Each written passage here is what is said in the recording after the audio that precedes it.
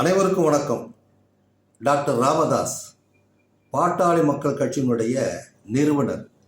ஒரு கட்சியை நிறுவனம் செய்வதற்கு அந்த அமைப்பை உருவாக்குவதற்கு எவ்வளவு கஷ்டங்கள் இருக்கும் அப்படின்னு ஒரு சாதாரண மனிதன் கூட உணர முடியும்.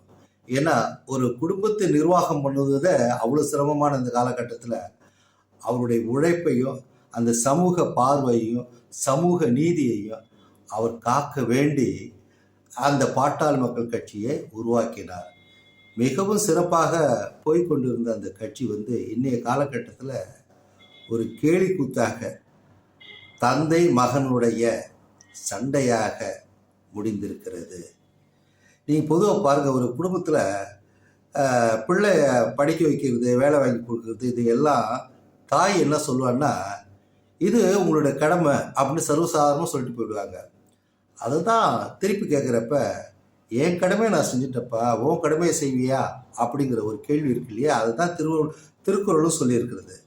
இதெல்லாம் கூட்டி கழித்து பார்க்குறப்ப இவர்களுடைய சண்டைக்கு காரணமாக இருப்பது ஒரு பெண்மணி. அதாவது குடும்பத்தில் மருமகள் வந்துட்டா அந்த குடும்பமே நல்ல பெண்மணியாக இருந்தால் ஓரளவு நன்றாக அந்த குடும்பம் சிறப்பாக இருக்கும். இல்லைன்னு சொன்னால் அந்த குடும்பமே சிதைஞ்சிடும். நிறைய உதாரணங்களை எங்கள் குடும்பத்திலே நான் பார்த்துருக்கேன்.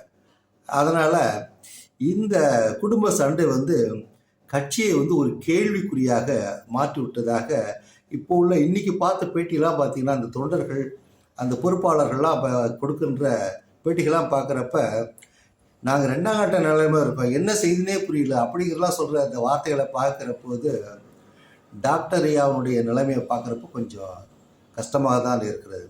அவர் கஷ்டப்பட்டு இந்த பாட்டாளி மக்கள் கட்சியை உருவாக்கிய விதம் சமூக பார்வையோடு சமூக சிந்தனையோடு பெரியார், அது வாழும் பெரியார் என்றெல்லாம் அவரை புகழ்ந்த காலகட்டங்கள்லாம் இருந்தது.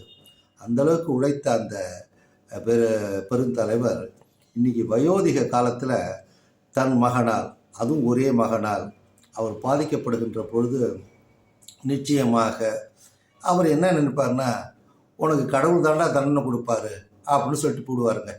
இதுதாங்க பல குடும்பத்தில் நடந்துகிட்டு இருக்கு. அதனால் நீங்கள் கொஞ்சம் சிந்தித்து பாருங்கள்.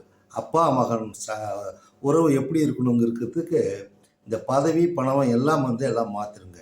நன்றி, வணக்கம்.